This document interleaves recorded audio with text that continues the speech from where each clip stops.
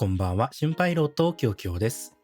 ついに私のチャンネルにも最高級超高解像度なハイエンド PCVR ヘッドセットを試せるチャンスがやってきました。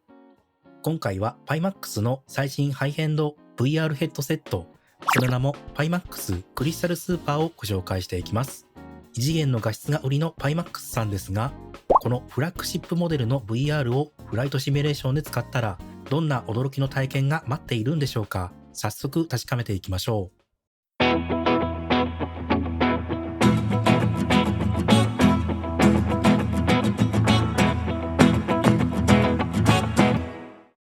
今回の VR ヘッドセット、なんと VR 機器メーカーの Pimax さんからご提供していただきました。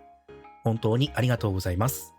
私のチャンネルではこれまで Pimax さんのエントリーモデル Pimax クリスタルライトを紹介してきたんですが、あれでも入門向けなのにすっごい高画質でケーキとかの細かい文字が遠くからでもバッチリ見えて感動しました。でも今回はそれよりもさらに画質が上がるっていうことなので、もう期待しかありません。動画の最後にはスーパーとライトの比較もやってみたいと思います。まずは外観からチェックしていきます。Pimax クリスタルスーパー、見た目からして高級感が半端ないです。クリスタルライトと同じようにヘッドセットの四隅に外部カメラがついているインサイドアウトトラッキングを採用しています。これ何がいいかというと、専用の機材を別に置かなくてもヘッドセット自体が周りを認識して自分の位置を把握してくれるんで、気軽に VR が楽しめちゃうんです。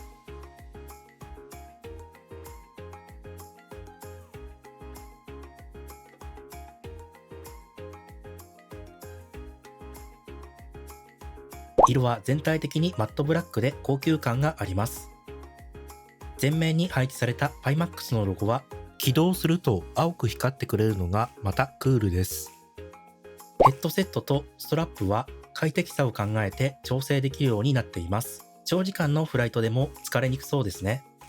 本体横には重厚なサウンドが楽しめるイヤホンもあります。この映っている DMAS イヤホンはオプションで22,980円になっていますが、6月30日までにスーパーを注文すれば本体と一緒に同梱してくれます。Pimax クリスタルスーパーの最大の特徴の一つが光学エンジンっていうユニットが交換できることです。これ VR ヘッドセットでは珍しく本当に面白い仕様ですよね。今回提供していただいたユニットは高解像度で視野角は127度と広い PPD50 です。他にも視野角が120度とちょっと狭くなりますが、その分超高解像度を楽しめる PPD57 のユニットもあります。高解像度だけど視野角が140度とぶっ飛んで広いウルトラワイド、そして 8K 高画質の 8K マイクロ OLED と全部で4種類もあります。マイクロ OLED のモデルは漆黒と超鮮やかな色が楽しめるらしいですよ。ここはもう好みで選ぶ感じですよね。個人的にはフライトでは広い視界が確保されていると危険をいち早く察知したり、周りを常に確認できるんで、ウルトラワイドは超おすすめかもしれないです。Pimax クリスタルスーパーはとんでもない高画質が楽しめる VR ヘッドセットなんですが、VR の画質を示す指標に PPD っていうのがあります。ちなみに Pimax さんのエントリーモデル Pimax クリスタルライトは PPD が35、メタさんのクエスト3は PPD が25です。あくまで目安ですが PPD が60を超えると人間の視力 1.0 に相当するって言われています。じゃあ Pimax クリスタルスーパーの PPD ってどんなものかというと、さっきちらっと言っちゃいましたが 50ppd か 57ppd です。ってことはスーパーは人間の視力 1.0 に近い性能を持ってるってことで、遠くの景色とかが信じられないくらい鮮明に見えちゃうわけです。解像度は片目あたり最大 3840×3840。これだけ高ければ機体のパネルや MCDU ディスプレイの小さな文字もバッチリ見えるので、いちいちケーキを凝視する必要がなくなります。いやー、クリスタルライトですら高画質ですごいと思っていたのに、クリスタルスーパーでは信じられないほど鮮明に文字が見えるんで、正直感動しています。次は色の表現です。PyMax クリスタルスーパーはバックライトの明るさを局所的に調整できる機能、ローカルディミングっていう技術が進化していて、深い黒と優れたコントラストが向上しているんです。これにより LCD ヘッドセットの中で最も黒い表現ができるらしいです。さらに映像の明るい部分と暗い部分の表現力が格段に上がっているんで、日中でも夜でもまるでそこにいるみたいなリアルな光景を楽しめるようになっています。私個人としては雲の中の視界がより鮮明に見えるようになったと感じています。次はフォービエイテッドレンダリングについて。これマイクロソフトフライトシミュレーター2024のアップデート動画でも紹介したかもしれませんが、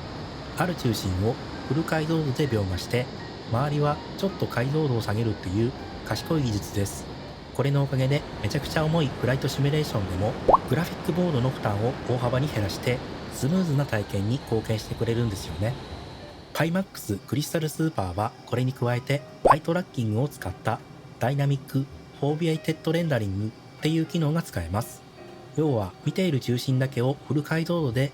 描画して他は解像度を下げるっていうことができるんです。これの何がすごいって目の動きを追って解像度をその都度変更してくれるからぼやけた風景がなくなってくれることです。この技術が超高解像度を動かす肝になっています。目と目の距離の調整はスーパーだと自動でやってくれるので設定がめちゃくちゃ簡単です。没入感を損なわないように常に最適な見え方にしてくれるのはめちゃくちゃ嬉しいポイントですよね。では実際に PyMax クリスタルスーパーを Microsoft フライトシミュレーター2024で使ってみた感想です。私のパソコンスペックは CPU が Ryzen 9 7950X3D、CPU が RTX 4080、メモリが 64GB です。アンチエイリアスは DLSS クオリティ、マイクロソフトフライトシミュレーターのプリセットはミドルにしています。まず思ったのが人間の視力 1.0 に近い高性能なんで仕方がないことですが、最高の画質を出すためにはパソコンパワーが必要だなと感じました。GPU は1世代古い RTX 4080なんですが、ダイナミックフォービエイテッドレンダリングを使わないと本来の性能を最大限に引き出すのが難しかったです。ただ GPU の技術はどんどん進んでいるんで、ここは将来さらにスムーズな体験ができることに期待したいですね。ヘッドセットについては重量バランスがちょっと前よりで重いことが気になりましたが、適切な調整や付属のトップストラップを使えば快適性は向上すると報告されているので、これは使う人によって感じ方が違うかもしれません。ただ激しく頭を動かすゲームにはあまりお勧めしません。椅子に座ってゆっくり動かすフライトシムでこそクリスタルスーパーは効果を発揮してくれると思います。クリスタルライトと比較した場合、水平の見える角度が115度に対し、クリスタルスーパーの 57ppd では若干広がった120度、50ppd ではさらに広い127度なので、コックピットの側面や窓からの周辺視野が広がり、周りの状況を認識しやすくなりました。フライトシムで広い視野っていうのはやっぱり大きなメリットです。ライトとスーパー、わかりやすいように主要なスペックを比較してみました。内容が多いので一時停止してみてください。結局 PyMax クリスタルスーパーはどんな人におすすめなのというと、ズバリフライトシミュレーションとかレーシングシミュレーションのガチ勢で最高のビジュアル体験を追求したい人、コックピットの景気とか文字とか細かいディテールまで超鮮明に見たい人はクリスタルスーパーは絶対におすすめです。ダイナミックフォービエイテッドレンダリングのおかげで重いシミュレーターでも快適に動かせる可能性が高まるし、何よりも没入感が半端ないです。VR の画質に一切妥協したくない、とにかく最高の体験がしたいこだわり派の人、予算は度外視で今考えられる最高の VR ビジュアルを手に入れたい人なら PyMax クリスタルスーパーは間違いなく最高の選択肢です。将来のパソコンパーツへの投資も惜しまない長期的な視点で最高の環境を整えたい人、クリスタルスーパーの真のポテンシャルを引き出すためにはまだ見ぬ次世代 GPU が必要と感じるぐらいなので、パソコンへの投資は厭わない人がいいかもしれません。じゃあ逆に Pimax クリスタルライトはどんな人におすすめかというと、予算はそこそこだけど高画質な VR を楽しみたい人、クリスタルライトを選んだ場合でも十分高画質だし、フライトシミュレーションでも満足できるレベルです。価格を抑えたいなら全然ありな選択肢だと思います。現行のパソコンスペックでも VR を快適に楽しみたい人、クリスタルスーパーほどの GPU パワーを要求しないので、今のパソコンでも比較的快適に使えると思います。というわけで今回は Pimax クリスタルスーパーの魅力と Pimax クリスタルライトとの比較についてご紹介しました。私のチャンネルでは画面に映っているコードを入力すると少しだけ VR ヘッドセットを安く買うことができるようになっています。もし購入する際はぜひ活用してください。また過去に Pimax クリスタルか Pimax クリスタルライトを購入している方であれば